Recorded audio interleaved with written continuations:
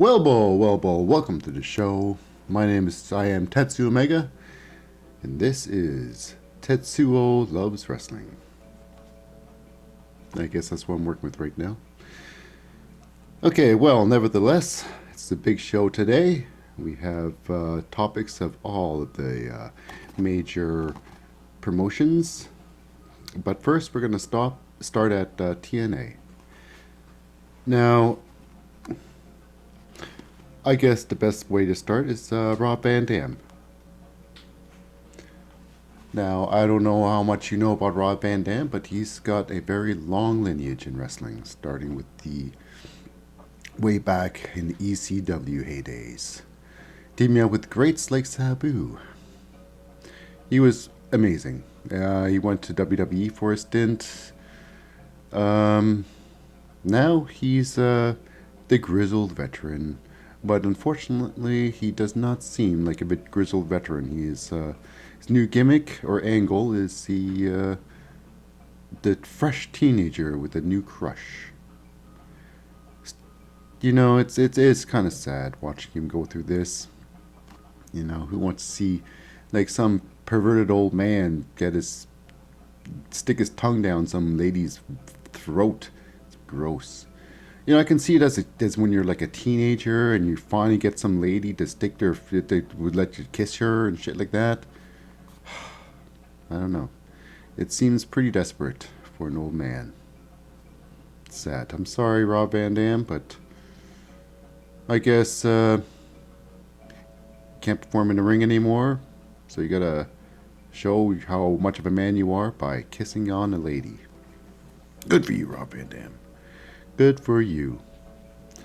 Okay, enough with that. Next on the TNA, or should I say Impact. Next on Impact news is, well, here, let's all give it for Rob Van Dam one more time.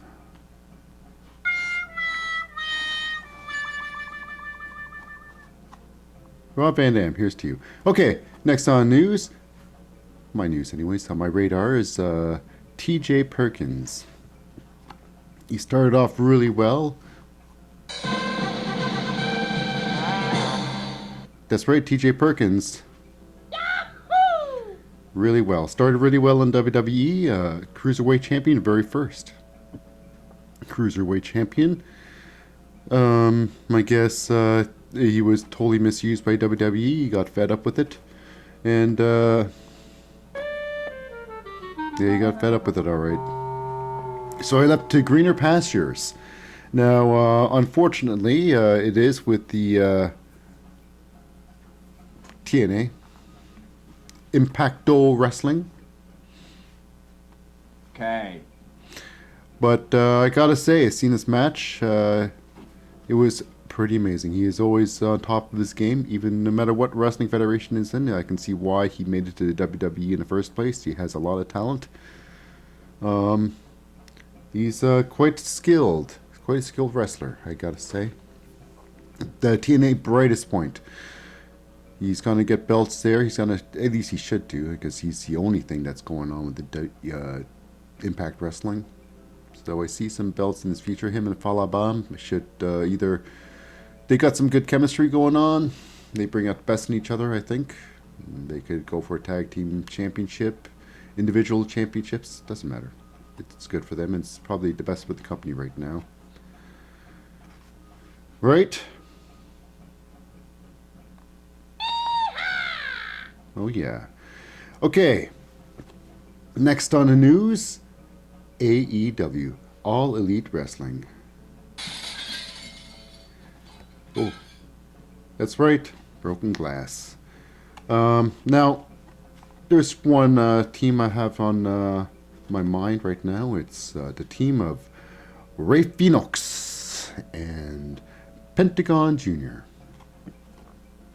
Now,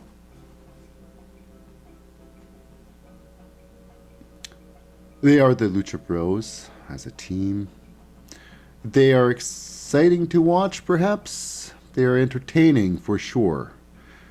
The crowd seems to enjoy the posturing brought on by Pentagon Jr.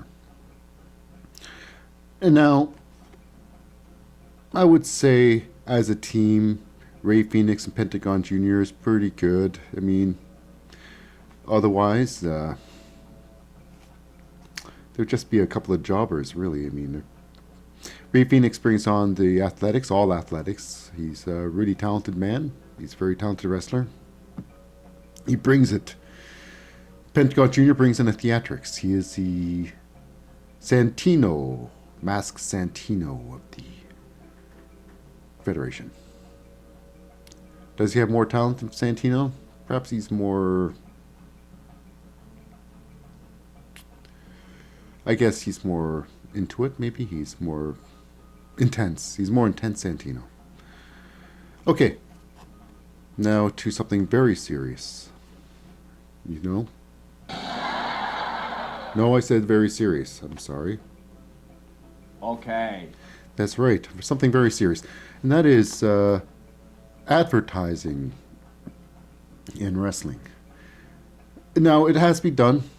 It is to bring profit, to bring money into wrestling. You need to have a reason to bring on a show. It's money. Money, money, money. Now, the big problem is AEW, however. They love to throw, I mean, okay, they all throw everybody. They throw commercials on while the show is in progress. Therefore, the show is put onto a smaller box, and all the emphasis is put onto commercial. Therefore, commercial is in a larger box, and you hear the commercial. So you can't hear anything what's happening. You can only see what's happening in wrestling.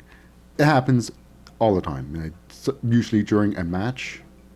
It's annoying, but you know what? It's a match. You can see it. You don't really need the sound when you're watching a match. You get thumps and some commentary along with it.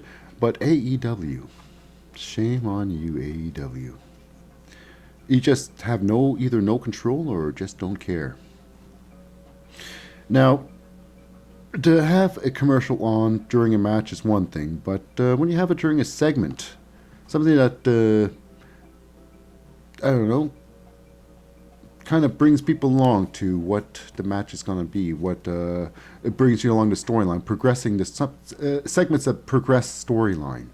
Very important to what future matches are going to be.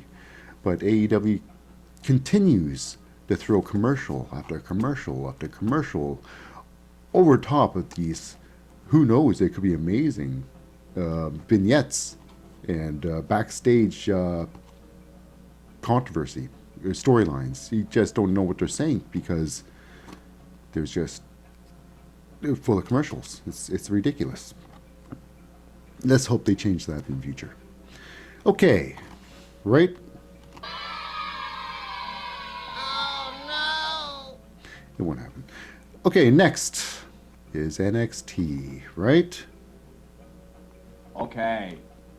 That's right. NXT. That's better. They all love NXT. Now, the new champion, Rhea Ripley, very amazing match with Shayna Baszler.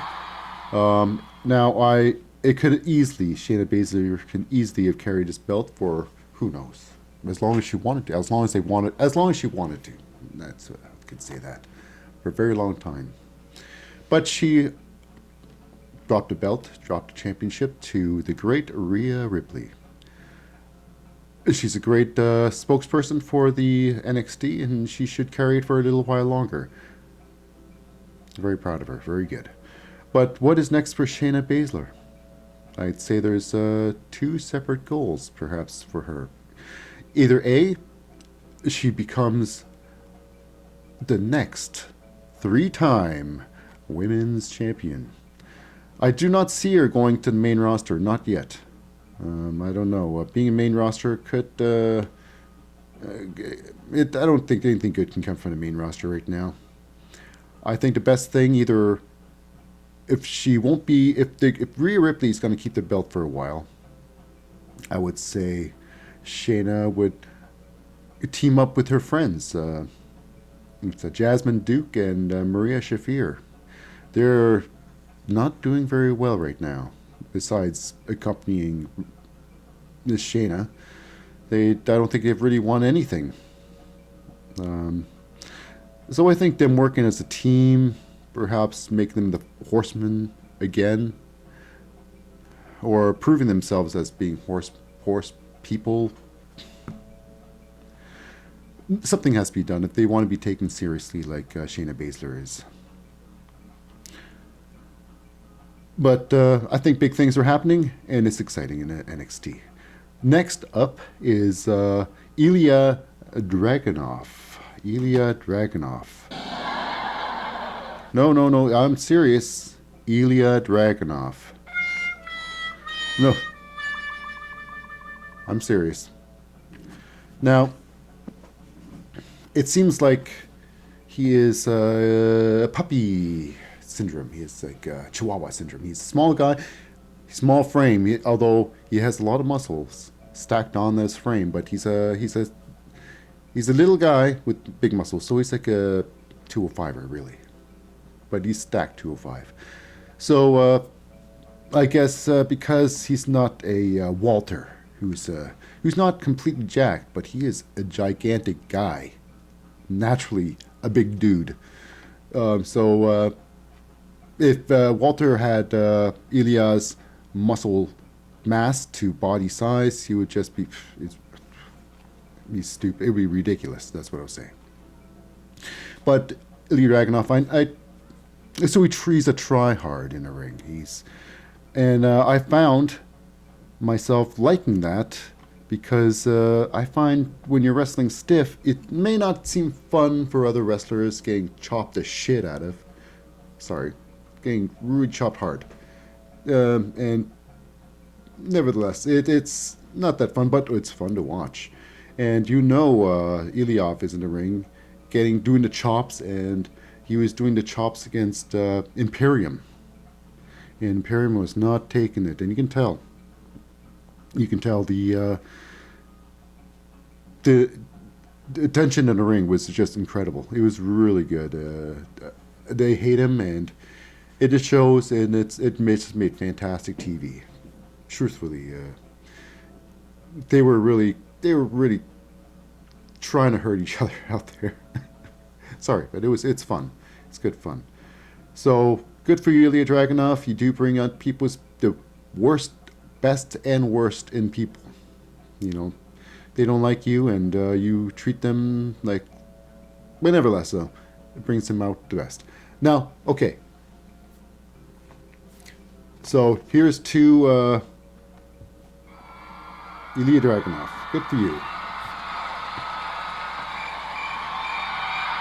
Oh, wait a second. I hear crickets in that. There's no way. Okay, enough of that. Next up, and finally, to wrap up this video, I'm going to end with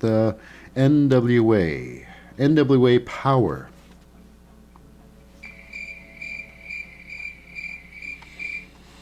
Now, when I first started watching this show, it had a nostalgic 80s feeling to it.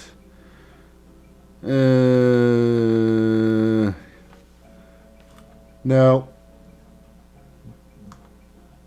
they have wrestlers on the show, legitimate wrestlers, and I would say a lot of them are coming from, or a few of them have come from the Impact Wrestling zone, such as Mr. Anderson, then their very own heavyweight champion, Nick Aldis, Eli Drake, and Cowboy himself, Lance Storm, and including, quotes, Aaron Stevens. Aaron Stevens as a wrestler. Can you believe it? Okay, so what's there to say about this? Is it wrestling? That's the question. It says it's wrestling. NWA Power. What is it? National Wrestling Alliance. So technically it is wrestling. They do have wrestling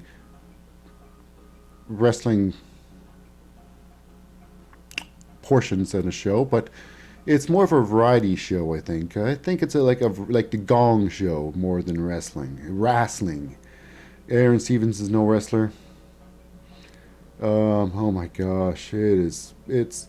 I try to like it. I go in there, but if you have Colt Cabana, who's a serious competitor in there, it's all fake. It's. I mean, it's. It's not even wrestling. It's not wrestling. Um, and I think it's just all bad.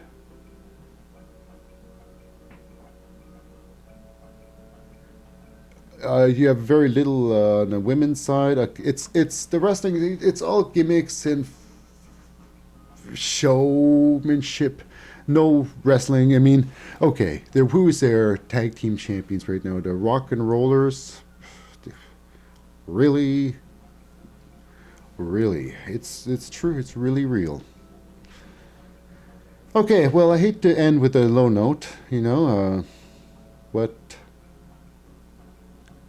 hey, at least Allison K's won a belt finally. Won't give him an Impact. Gave her an Impact, but okay. So hey, so that was. So the question is NWA Power really a wrestling federation, or is it some sort of second-rate variety show, bizarre gong show? Yeehaw! Who knows? But all I know is that's all the time I've got for today. Join me next time on Tetsuo Omega Loves Wrestling. Till then. Well, I'm not a crook.